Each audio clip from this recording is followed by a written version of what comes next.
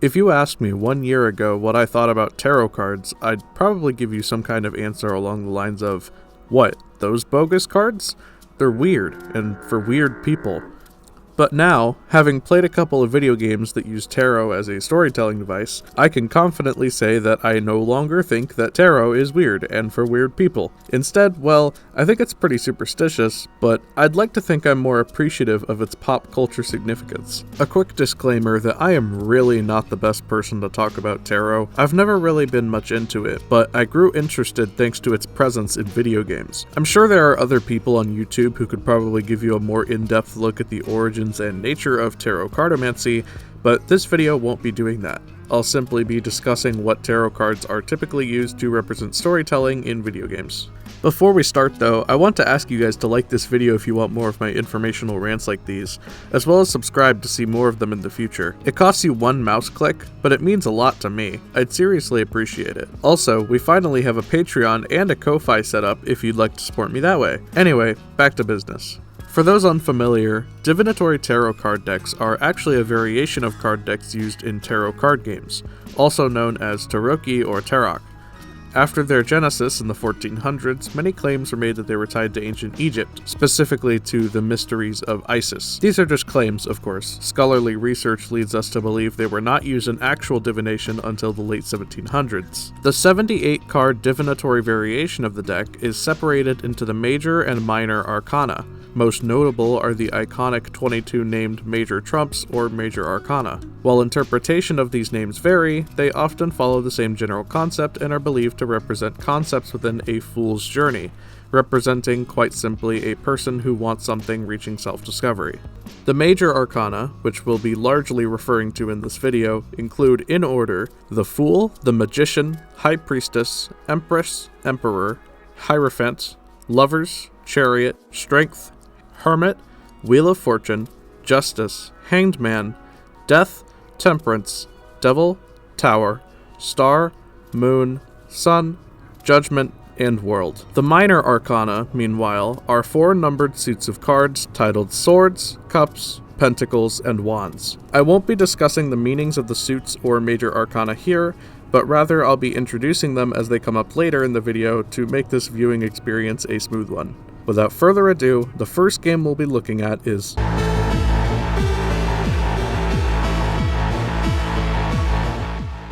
Cyberpunk 2077 takes place in the year 2077 in Night City, a city-state that defected from the United States and is overrun by corporations and big business. You play as V, who you get to choose as either being a nomad who travels into Night City, or a lifelong resident who either has an upbringing as a corporation worker or on its streets. The game portrays a message about how an individual can often be helpless in the face of the modern capitalistic machine. While you can find personal victories, you will never be free as long as big business rules over your life. There are many layers to Cyberpunk's tarot imagery. Most obviously is a character you meet in the game's first act, Misty. She runs a shop called Misty's Esoterica and offers V tarot card readings at many points throughout the game. She also sends you on a side mission where you have to chase down tarot graffiti throughout Night City. She does a decent job of explaining to the player the importance of tarot in the game's storytelling, as well as basic meanings of the cards in some contexts. What is arguably the more interesting use of tarot in its storytelling is through the achievements you can acquire in-game. A number of achievements in this game reference tarot cards, both major and minor arcana. I'll be going over each of these, including the ending-based achievements, but don't worry, I'll be sorting them in chronological order and will also give a warning on screen when I start diving into the endings. Otherwise, you can also use the chapters in the video to skip ahead to wherever you're comfortable. The first achievement many acquire is the Fool, for completing the prologue. The Fool card represents youth, new beginnings, and freedom. This connection is pretty straightforward. The Lovers is acquired next, for finishing the first act after stealing the relic containing Johnny Silverhand's engram. The Lovers card represents soulmates, kindred spirits, major choices, and shared values. While Silverhand does butt heads with V at first, over the course of the game's story the two find themselves uniting for a common goal, and are quite literally tied to each other as the rocker boy is stuck inside V's head. The Hermit is acquired after meeting Alt Cunningham, a netrunner turned AI who operates beyond cyberspace's enigmatic black wall. The Hermit card represents spiritual enlightenment, soul-searching, and contemplation. I find it likely that the implication here is connecting the Hermit Arcana to Alt's own hermitage, finding the abilities that she now possesses. It could also be in reference to Johnny's proposed solution to stay away from Arasaka's methods of removing the relic, trusting nobody but those you know you can rely on.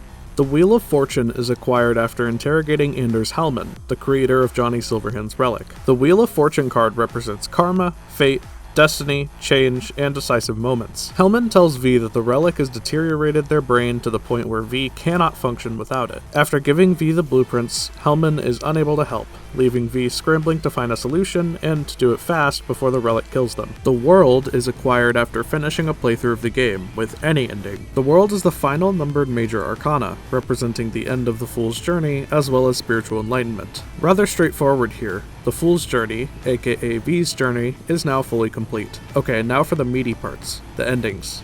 I'll cover the base game endings first. The Devil ending is reached when V helps Arasaka agent Goro Takamura avenge Saburo Arasaka's death, forcing V into a deal with Arasaka to remove the relic. V can either choose to live without the relic, only giving them 6 months to live, or living as an engram, same as Johnny Silverhand. The Devil card represents dependency, depression, obsession, and hopelessness.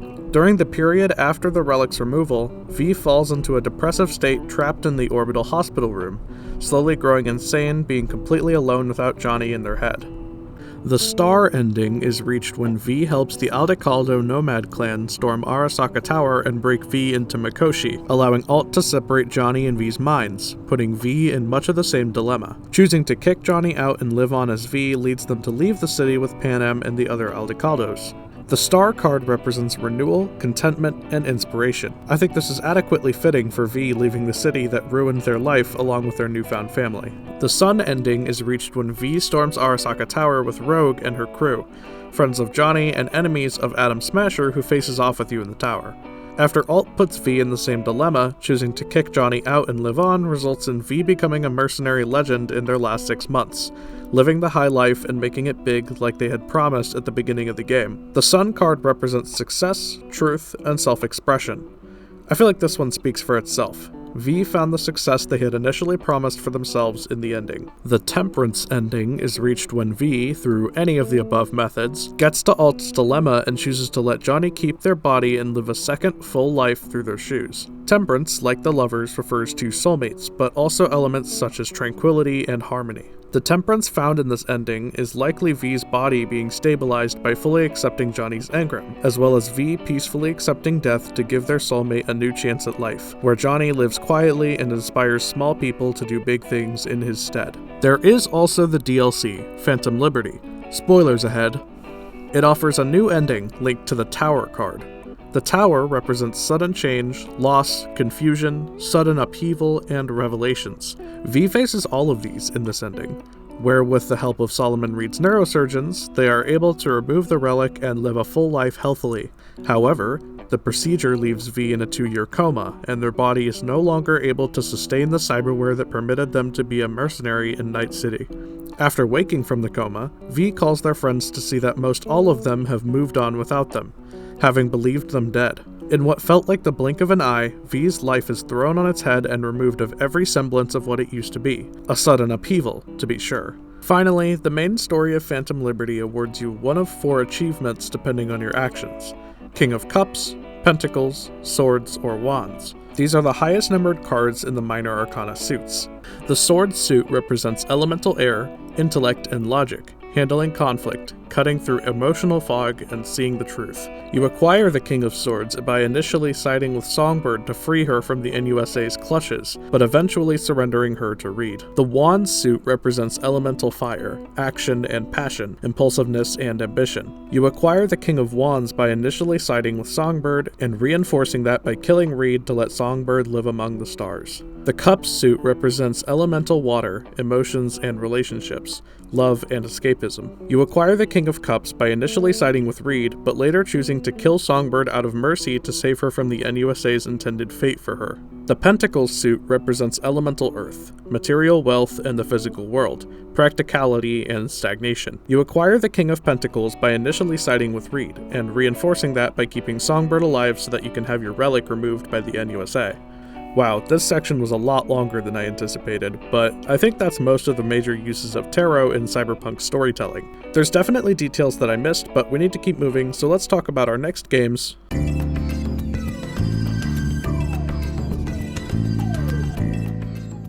I absolutely love the Persona series. Well, I should rephrase. I love Persona 3 Reload and Persona 5 Royal. I'm aware Persona 4 Golden also exists on Steam, but I have yet to play that game, so I'm not going to cover it much. P3R and P5R are the two most modernized mainline Persona games anyway, so those are the two I'll be focusing on in this section. Persona uses Tarot's major arcana as symbols for social links, or confidants depending on which game you're playing. Social links are bonds with characters that you form by spending time with them, ranking from 0 to 10 depending on how much you trust one another, with 10 being an ultimate and sincere bond with that person. I won't cover every single social link, but I'll give a couple spoiler-free examples to show how Persona assigns arcana to their social links. The Kitamura family are bookstore owners in the Iwatodai strip mall who embody the Hierophant Arcana, representing tradition, conformity, and teaching. Their social link focuses on helping them preserve a tree at Gekukan High that is planned to be cut down, one that reminds them of their late son. Akinari Kamiki is a young man who develops an illness and has a short time left to live. He embodies the Sun Arcana, representing success, truth, and self-expression. His social link focuses on helping him write a story to leave a lasting legacy well after his death, and the fulfillment he finds in doing so.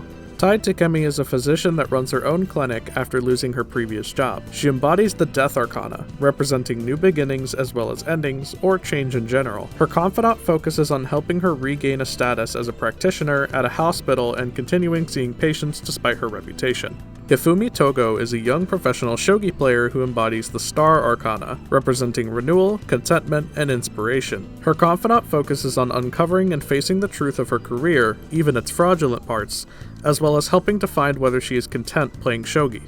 I think you get the idea by now. Oh, and also Persona 3 Reload has this card shuffling mechanic after battles, which uses an adjacent of a tarot deck, including the Swords, Cups, Wands, and Pentacles suits. Choosing Swords cards for logic and conflict gives you items that teach Persona's new abilities in combat. Choosing Cups cards for love and relationships gives you immediate combat bonuses such as restoring health. Choosing Wands cards for action and ambition gives you bonus experience points. Finally, choosing Pentacles cards for material wealth and practicality gives you bonus money. Alright, this video is much longer than I was hoping for already. This is script writing Pyro, speaking through voiceover Pyro to check in on editing Pyro. How are you holding up? Anyway, we have one more game to cover before we move on to our final analysis. That game being...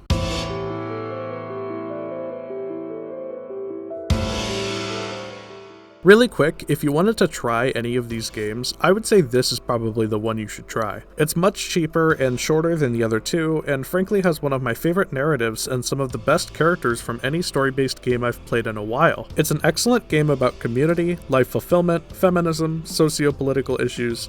It's a really great time. So I'd really like if you guys went and played it so I felt less like I was mansplaining this whole thing to you. Anyway, let's dig into the Cosmic Wheel Sisterhood. You follow the character Fortuna, a witch living among the stars along countless other witches and covens. By using her divination tarot to predict the fall of her coven, the coven's leader Adana banished her to 1,000 years of exile and isolation. Desperate times call for desperate measures, so she calls forth help using a forbidden ritual to summon a behemoth. The behemoth, Abramar, forges a pact with Fortuna to change her life, granting her not only the energy to create her own divination deck after losing her tarot cards, but also a new presence and creating new futures for herself at the cost of sacrificing something important to her. Right out the gate, the pact made with Abramar references elements same as the Minor Arcana in Tarot. Their themes are similar too. In the Air Seal, relating to the sword suit of truth-seeking, Fortuna decides how she wishes to be perceived by others, either being adored, feared, or pitied. In the Water Seal, relating to the Cup suit of emotions, Fortuna contemplates her innermost desire, either power, romance, or knowledge.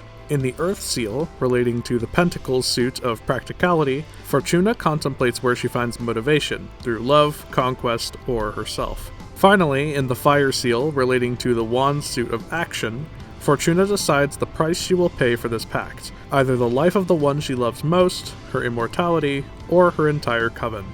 To dive into the meanings of cards you can create would be a Herculean task, as there are 1,932 possible cards you can create through a combination of 21 spheres, 23 arcana, and 28 symbols to adorn your cards with. So I will instead opt to let you find the connections if you ever decide to play, and briefly look at the characters instead. Much like Persona, the characters in the Cosmic Wheel are, albeit a bit more subtly, assigned to numbers that can be drawn to Tarot's major arcana. By looking at the order you meet them, or by the numbers of their themes in the game's soundtrack, which you're listening to right now, you can connect those to the same numbered major arcana. Here's a couple of my favorite examples. Fortuna is numbered 1, same as the Magician. It represents capability, skills, and influence. Fortuna has all of these, in part thanks to Abramar's pact. Later in the game, she is often regarded as one of the most powerful witches in her coven. Greth is numbered 6, same as the Lovers. It represents soulmates, kindred spirits, major choices, and shared values. For many reasons, Greth and Fortuna are kindred spirits, finding many large issues in their lives to be vastly similar. On top of that, Greth is the only character that Fortuna can pursue a romantic relationship with if the player makes the correct choices.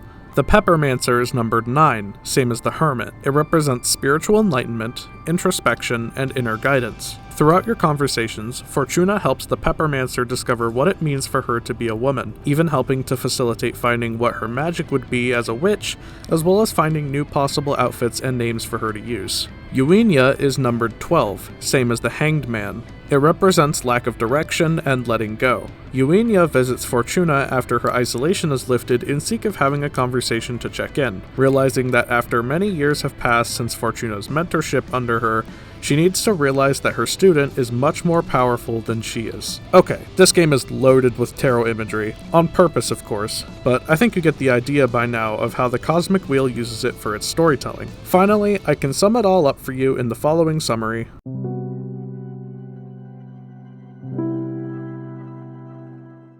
All 4 of these games use tarot for a good reason. A universal theme of each of these games is taking fate into your own hands. Whether that means storming Arasaka Tower with your allies, facing certain death head-on with C's, stealing the hearts of corrupt adults with the Phantom Thieves, or inspiring a better future for your coven. Tarot Cartomancy imagery tends to link back to that theme, that you should be able to take action yourself and control your destiny. When many think of divination, they often see it as certainty, the one thing that will happen and there's nothing you can do to avoid it. Even if one course of events is certain, you're encouraged to take that course by your own means. Find the path that works for you, the one that feels right, and take it the whole way.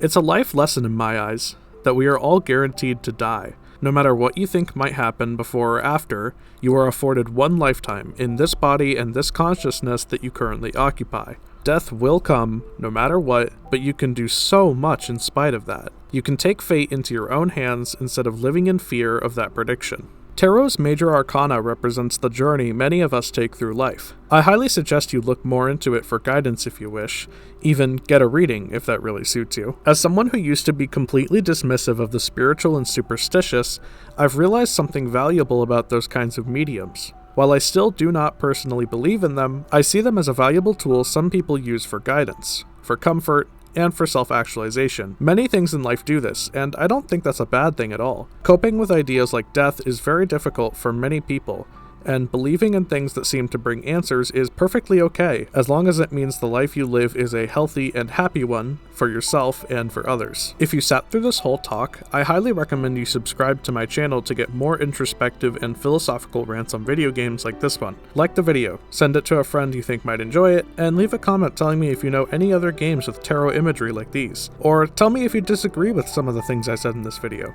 Better yet, join my Discord, link downstairs, and start a civil discussion. Thank you all for watching to the end.